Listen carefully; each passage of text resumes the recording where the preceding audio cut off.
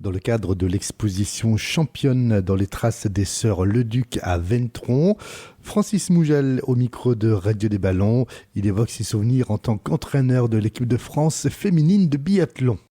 Oui, ça fera 34 ans en février, 14 février. C'était le 14 février, le jour de Saint-Valentin. C'est vous ne vous souvenez pas de ça. Un petit pincement au cœur. Et puis surtout, quand je revois les trois jeunes dames là, sur la photo, la fierté d'avoir fait découvrir la discipline à toute la France. Parce qu'avant, avec les collègues Yvon Mougel, Christian Porot, Éric Claudon, l'ossature de l'équipe de France à Sarajevo et Calgary, on a fait nos jeux, on ne parlait pas de la discipline biathlon. C'est déjà pas mal quand même. Oui, un petit peu, mais on en parlait pas mal tous les 4 ans, mais entre les Olympiades, on ne passait pas beaucoup à nous. Mais depuis 92, c'est vrai que ça a continué. 94, Lillehammer, et après Nagano, etc., Salt Lake City. Et on a eu des belles générations et ça continue. Et c'est ça qui est super pour les trois dames. Donc elles ont donné de l'élan à toutes celles aux Jean Monod, Brezas, Simon et compagnie, qui vont se battre pour des médailles dans 2 mois, dans 60 jours. Là. Et c'est ça la fierté, c'est que on a fait mettre le pied à l'étrier à une discipline qui était méconnue et qui est maintenant incontournable dans les disciplines d'hiver. Et moi, ce jour-là, j'étais comme des millions de Français scotchés devant la télévision avec les larmes de Francis. Oui, forcément, parce que on n'était pas. Moi, ça faisait 2 ans seulement que j'avais l'équipe là, avec l'objectif quand même de faire des bons résultats, mais parce qu'on avait quand même l'ex-URSS avec, c'était la CEI, on avait l'Allemagne avec les restants d'athlètes d'Allemagne de l'Est, donc on avait quand même des Russes, on avait un sacré niveau qui est norvégien. Et d'avoir gagné là. Mais on avait gagné 3 semaines avant à Terselva, me semble-t-il. Et je me suis dit, oulala, à mon avis, on va avoir un beau résultat. Mais à gagner, je ne m'attendais pas quand même. Pour ça que quand c'est arrivé, quand Briand passait la ligne, j'ai craqué parce que c'était quand même inespéré, mais fantastique à la fois. Hein. Et je me souviens de cette phrase qui me restera toujours, que tu as dite à l'arrivée à la télévision. Je leur ai dit aux filles, il ne faut pas penser olympique, il faut penser jeu. Mais ça reste toujours le mot d'ordre. Hein. Il faut que les meilleurs athlètes qui gagnent, c'est ceux qui enlèvent le contexte des JO. Si vous mettez la pression en pensant que c'est des JO, vous êtes sûr de vous louper, surtout à biathlon. Le stress arrive, et dès que vous avez du stress, on ne le sent pas trop sur les skis, quoique, mais au tir, il ne faut pas avoir le stress, il faut être serein. Et si vous mettez l'enjeu des jeux, vous êtes fichu. Il faut jouer, il faut enlever ce contexte. Et c'est ce que je leur avais dit. Il faut vraiment se libérer. Et incroyable parce qu'elles ont tiré comme elles jamais elles avaient tiré. Elles ont réussi à se libérer. C'est ça qui est fort. Elles ont réussi à se libérer au pas de tir. Anne Briand, qui avait vraiment du mal debout, elle arrive à planter ses balles devant Petra Schaff, qui était la meilleure mondiale à l'époque. Donc c'est ça qui était beau à voir. Aussi sur le retour à la Bresse de Véronique Claudel. Ah oui, le grand retour, 5000 personnes dans les rues, c'était quelque chose de fantastique. Et puis retour à la maison avec Véronique. Et puis la fierté aussi, c'est qu'il y a sa fille qui est là, c'est dommage pour elle. J'ai un peu un passement au cœur à ce moment parce qu'elle a loupé ses 3 courses de sélection en baissant. Mais elle gagne un IBU Cup. J'ai eu encore son papa, sa maman, Yannick Bottet. J'ai dit, il faut qu'elle y croie. Si elle gagne encore ce week-end, elle peut peut-être mettre un pied à l'étrier pour aller au Grand Bornand, voire peut-être au Oberhof au Ruhpolding. Bon, les années olympiques, il faut donner les noms aux Jeux pour l'organisation le 15 janvier. Donc jusqu'au 15 janvier, on a encore le Grand Bornand. Mais ça va être difficile parce qu'on va baisser d'un quota. On sera plus 7. Les filles françaises ne seront plus 7 comme Murphysen, mais 6. Donc il faudra enlever 2 filles pour que Paula puisse monter. Mais pourquoi pas, si elle fait des belles courses en mois de décembre, pouvoir l'intégrer sur Oberhof et Ruhpolding. Et puis, rappelez-vous, elle avait gagné Oberhof. Il lui suffit d'un podium et elle met le pied à l'étrier pour être au jeu. Paula, que nous suivons évidemment de très près. Et Francis, que fais-tu toi aujourd'hui ? Je suis retraité. J'avais quitté le biathlon à l'âge de 53 ans parce que j'ai été depuis l'âge de 17 ans. Et c'est vrai que ça use. Hein. On est quand même, au niveau national, c'est quand même 220 jours hors du domicile. Et les déplacements et puis les responsabilités avec les gamins après ma carrière d'athlète et d'entraîneur national. J'ai été conseiller technique régional pendant 14 ans. J'ai d'ailleurs encadré la famille Claude, Fabien et Florent notamment une dizaine d'années au Pôle Espoir en Armée. Et puis à 53 ans, c'était vraiment usant. Et j'ai pris les 6 dernières années de ma carrière jusqu'à 60 ans, jusqu'à ma retraite. J'ai été dans les bureaux à Épinal. J'étais chargé des équipements sportifs, la partie subvention des équipements sportifs et la distribution du CNDS, c'était les subventions aux associations et puis les diverses réunions concernant la montagne avec les réserves naturelles, les jurys d'examen de MMM, ski alpin, ski de fond, etc.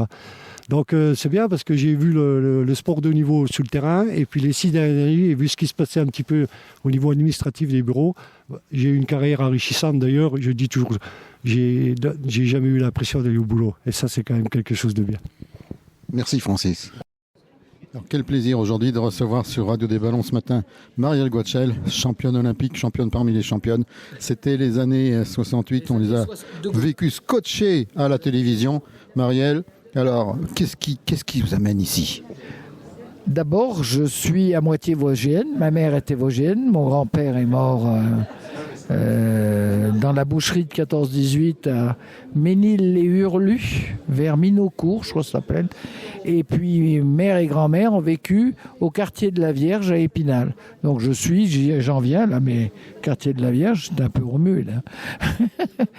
Ils sont un peu violents là. Mais sinon, c'est le cœur qui parle.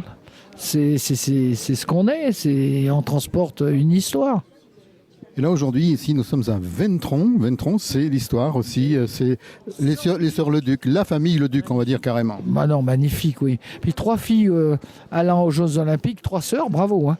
Nous, on était 2, les sœurs Goetschel, mais bravo. Et Thérèse m'a laissé sa place.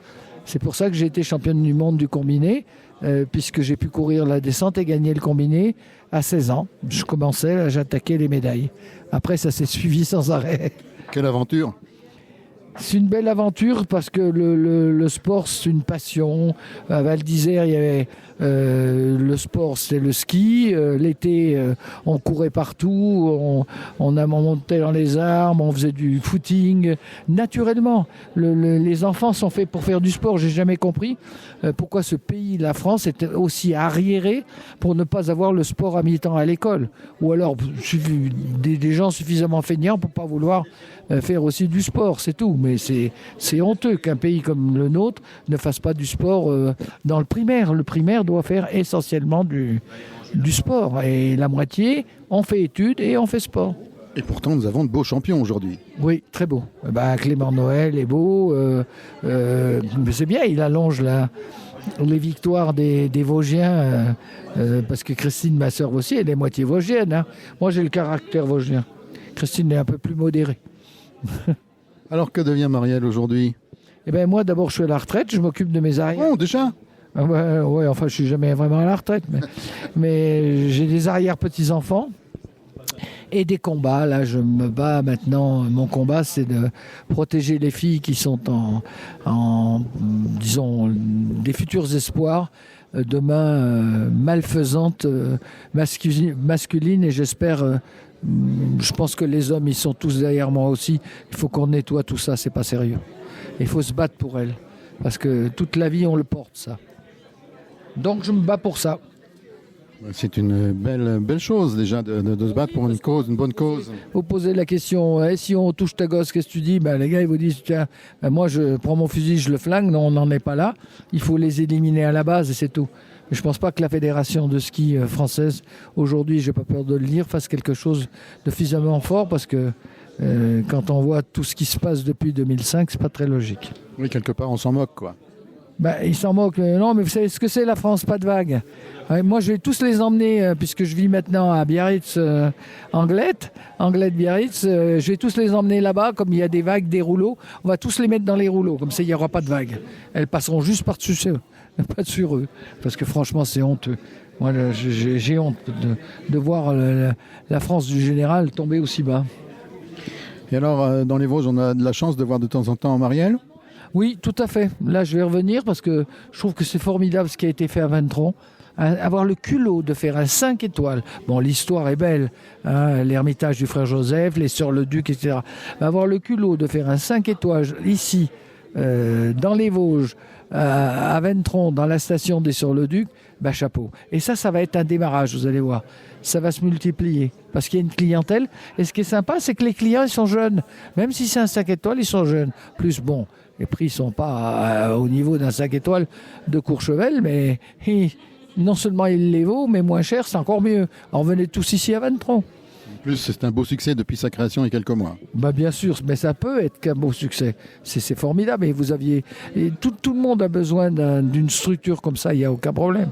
Puis par la suite, peut-être qu'il y aura une solution pour exploiter les pistes de ski avec pourquoi pas des engins qui seront mixtes. C'est un petit peu en cours. Hein. Mais c'est ce qu'il faut. Il n'y a aucun problème, aucun souci. Kenzo, viens ici. C'est mon chien. Oui, il est très important, lui. Hein. Il est petit, mais il prend sa place. Oui, là, c'est sûr. En tout cas, merci Marielle, et puis j'espère à très bientôt. Prochain passage, il faudra passer par les studios de Radio des Ballons à Otillot ou à Remiremont. Évidemment, merci, Marielle, avec plaisir. Annick, tu étais l'une des championnes que l'on connaît bien. On nous a retrouvés il n'y a pas si longtemps au lycée de Gérardmer. Aujourd'hui, que fais-tu ? Aujourd'hui, donc, j'ai des missions nationales à la Fédération française de ski. Donc, je suis en charge du suivi des structures d'accession, donc tout ce qui concerne les pôles espoirs et les centres régionaux de formation sur l'ensemble du territoire.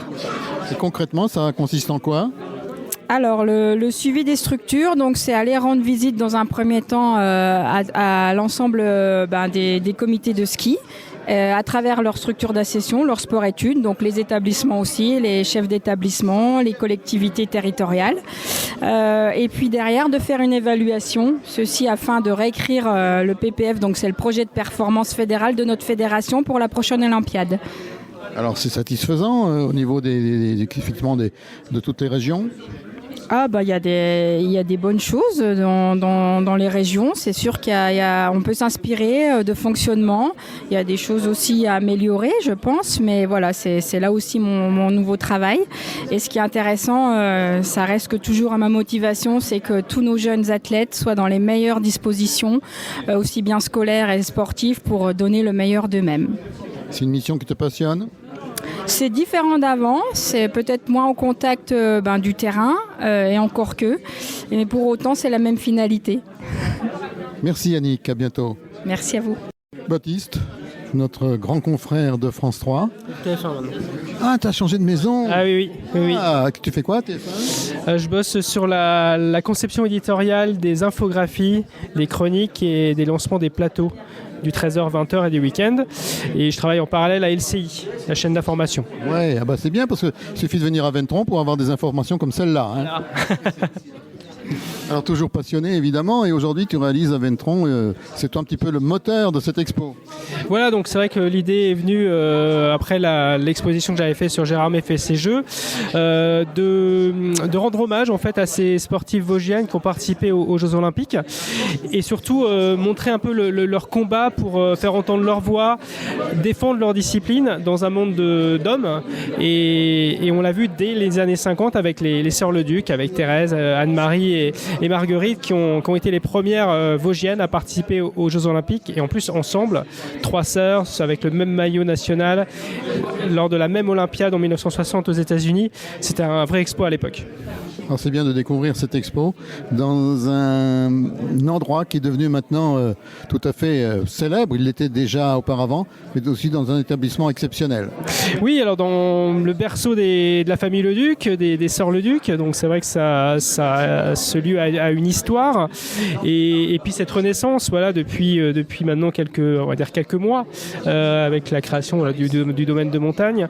Et l'idée c'était aussi d'essayer de recréer un peu des événements sur ce site pour que les gens qui connaissent Ventron puissent revenir, se balader autour de la chapelle et découvrir cette exposition, et puis d'autres, par le bouche à oreille, les médias, peut-être de découvrir un site qui est encore, on a encore la chance d'avoir un site très très préservé, en pleine nature. Quand on est ici, on est vraiment dans une bulle, et coupé du monde, et c'est très agréable. avec aujourd'hui Marielle Guatchel, qui évidemment rappelle des souvenirs immémorables du ski français. Oui, Marielle nous fait l'honneur d'être la marraine de cette exposition. C'est vrai, quand je lui ai proposé, elle a tout de suite accepté, parce que déjà elle a du sang vosgien, elle en a parlé tout à l'heure. Sa maman était d'Épinal, ses parents ont commencé à travailler dans les Vosges. Après, je crois que c'est un de ses frères ou sœurs est né dans les Vosges. Après, elle est née à Sainte-Maxime, mais elle a toujours cet attachement à la région. Et puis les Sœurs Leduc, elle a connu Thérèse. Elle nous l'a raconté aussi. Thérèse lui avait laissé sa place, parce que Thérèse sentait qu'elle n'avait pas forcément le niveau ce jour-là. Et elle avait vu Marielle skier. Elle s'est dit, à mon avis, Marielle, elle peut gagner cette compétition. Et elle a laissé sa place à Marielle Guatchel, qui a gagné sa première médaille grâce au fait que Thérèse lui laissait sa place à l'époque. Et tu nous en prépares d'autres comme ça, des expos? On va réfléchir. T'as des projets? Déjà, je sors de cette expo. Ça a été presque un an de travail pour travailler là-dessus. Alors, il y a le travail de recherche de photos, de travail de légende, mais surtout le travail financier, parce que sans nos partenaires, tout ça, ça a un coût aussi. Ça serait pas possible. Il y a aussi ce travail de relationnel avec des partenaires qui peuvent nous suivre. Et en tout cas, là, on a lancé ça pour cette année, pour 2026. Puis on verra la suite si d'autres idées germent d'ici là. Merci Baptiste, et à bientôt. On rappelle que quand même, tu es d'une famille de Chéromois bien connue dans le domaine du textile. Tout à fait. Merci. Nous voici avec Madame la maire de Ventron. Alors aujourd'hui, c'est un honneur de recevoir Marielle dans l'un des plus beaux établissements, sinon le plus beau des Vosges, ici à Ventron. Oui, tout à fait. C'est vraiment un honneur pour nous, pour Madame la maire, bien sûr, mais pour la commune de Ventron, avoir cette exposition ici même, là où il y a les championnes qui ont commencé, sur un site emblématique. Quoi demander de mieux? Je pense qu'on a tout... la chose, elle a été parfaite quand Monsieur Baptiste Morel est venu nous voir, et il ne fallait pas réfléchir longtemps pour le faire. Donc moi, j'en suis fière, vraiment. Et de faire... je connaissais Marielle Guatchel, mais c'est une femme qui est exceptionnelle, on peut le dire, que j'adore. Tout le monde s'en souvient, évidemment. Oui, tout le monde s'en souvient, ouais. C'est quelqu'un elle est dans l'histoire, elle raconte l'histoire et elle le raconte parfaitement bien. Aujourd'hui, ici à Ventron, c'est un petit peu aussi, depuis quelques mois, la renaissance du site de Ventron, plus que jamais. Ah oui, la renaissance par ce site qui a été complètement rénové, réhabilité, et on voit ce que ça a donné. Ça fait 1 an, je crois que mois de janvier, ça va faire 1 an. Ça ne désemplit pas, ça fonctionne, ça marche. C'est vraiment, c'est vraiment un bonheur pour une commune, pour nous, Et en plus de ça, c'est un des plus gros employeurs de la commune. Donc quoi demander de mieux? Un 5 étoiles en prime en plus. Donc Maintenant, retour à la station, différemment mais station 4 saisons. Voilà, parce que c'est pas terminé, tu nous en prépares d'autres. Voilà, on en prépare un peu plus encore, oui. On est en train de travailler, de réfléchir, et puis j'espère que dans 1 an, on va se retrouver sur les pistes. Voilà, et avant ça, tu te retrouveras au conseil municipal, puisqu'il y a des élections bientôt. Ah bah oui, tout à fait. Il y a les élections municipales au mois de mars, oui. Il y a forte probabilité que je me présente. Voilà, la liste est pratiquement bouclée. Et on a envie. Je pense qu'il y a encore beaucoup de choses à faire. On a fait énormément d'investissements et il y a encore des choses à raconter, à écrire ensemble, et pour Ventron, pour la sauvegarde de Ventron, et ramener ce Ventron, peut-être le petit Courchevel, ça me déplairait pas. Merci, à bientôt. À bientôt, oui. Nous voici ce matin avec Pierre Singer, devenu l'un des hommes de Ventron maintenant, parce qu'ici nous avons l'un des plus beaux, sinon le plus beau établissement des Vosges. Ventron, c'est le renouveau, et ça fait maintenant 1 an que ça tourne. Oui, on a ouvert le 16 janvier. C'est évidemment grande joie d'avoir pu redonner vie à l'œuvre de plusieurs générations Le Duc.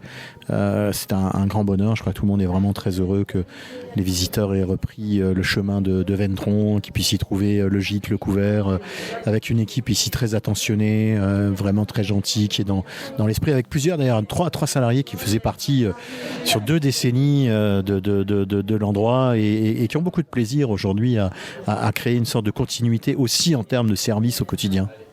Et si j'en crois tous les bruits, ça fonctionne très très fort. Écoutez, on est extrêmement heureux. Dans les prévisions, on se basait un peu sur les démarrages. Alexandre Keff ne cesse de le rappeler, sur les démarrages un peu de cet hôtel qu'il avait montré vraiment de ses mains et en Moselle. Et en fait, ça démarre beaucoup mieux. Je crois qu'on bénéficie à la fois du travail extraordinaire des sœurs Leduc, et puis de Thibaut évidemment, et de Pascal Leduc, et puis de la réputation qu'avait ce lieu d'accueil extraordinaire. Et puis également du travail de la famille Keff à Montenac. Tout ça, ça crée une sorte de partenariat de confiance, et les gens sont venus, nous ont accordé du crédit, et puis finalement ils ont trouvé une maison qui leur donne beaucoup de bonheur. Donc les échos, les notations, on vient même d'avoir, et c'est assez rare au bout de aussi peu de temps, la visite de l'inspecteur Michelin qui a décidé d'ores et déjà de nous faire figurer au guide Michelin avec des propos très élogieux, très élogieux. Donc on a obtenu la 5e étoile au mois de juin, on a maintenant cette apparition dans le guide Michelin sans être étoilé, bien entendu, mais au bout de quelques mois c'est pas possible. Donc on est vraiment très content, et puis on va ouvrir aussi la ferme des Riants en 2026, donc ça, l'aventure continue. Le département et la commune ont aussi pris des initiatives en matière de réouverture du télésiège. Il y a également des aménagements sur les accès. Enfin, le site est en mouvement, il est de plus en plus beau. Là, il a tous les atours de Noël en ce moment. On a aussi beaucoup de demandes sur les cadeaux de Noël également. C'est une vraie dynamique autour de ça. Et ça, c'est aussi une grande preuve de confiance, parce que offrir du frère Joseph, du chalet frère Joseph à ses proches, c'est qu'on a confiance dans le produit, quoi. Et puis, on te connaît, mais on sait que donc ton collègue, qui est un petit peu quand même le spécialiste, lui, de l'hôtellerie, est installé tout près donc du Grand-Duché. Il y a même beaucoup de Luxembourgeois et de gens de là-bas qui viennent justement parce que ça leur amène les Vosges tout près. Absolument. D'abord, les Vosges, c'est la montagne de proximité des Luxembourgeois et des Belges, ça on le sait depuis longtemps, mais c'était aussi des clients du domaine de la Claus, évidemment. Et ayant toujours eu beaucoup de plaisir à aller à la Claus, ils ont souhaité aussi découvrir la petite sœur de la Claus, et on bénéficie ainsi du travail de la famille Keff. Et je crois qu'il y a encore des projets ici d'ailleurs à Ventron, hein. D'abord, dans un premier temps, c'est d'ouvrir la ferme des Riants en 2026. C'est de continuer tous les aménagements d'accès, l'embellissement des parkings, etc. Et puis on réfléchit aussi à redonner sa vocation d'origine, parce qu'à l'origine c'est une ferme. Alors on va pas aujourd'hui refaire une ferme en tant que telle, mais il y a aussi c'est parti un peu comme ça. D'abord l'origine du lieu qui est une ferme, puis ensuite le fait que tous ces espaces naturels doivent être entretenus. Et aujourd'hui, les moutons, par exemple, c'est quand même formidable pour entretenir, et ça permettrait d'être un peu une expérience sympa pour nos visiteurs aussi. On a aussi besoin d'élargir un peu les murs de la restauration. Si demain la station devient 4 saisons, mais c'est vrai que on peut pas accueillir tout le monde ici en termes de restauration. Et puis peut-être de créer quelques chambres supplémentaires, mais tout ça, ça demande encore un petit peu de réflexion. Et puis la vie de Pierre Singer aujourd'hui, parce qu'on a connu, et ça existe plus que jamais encore, bien sûr, le fameux parc de Sainte-Croix. J'ai lu quelque part le parc de Rambouillet, tout ça. Oui, alors effectivement, il faut être un peu fou, parce que un peu comme Alexandre, quoi. C'est pour ça qu'on s'apprécie beaucoup et qu'on travaille en confiance.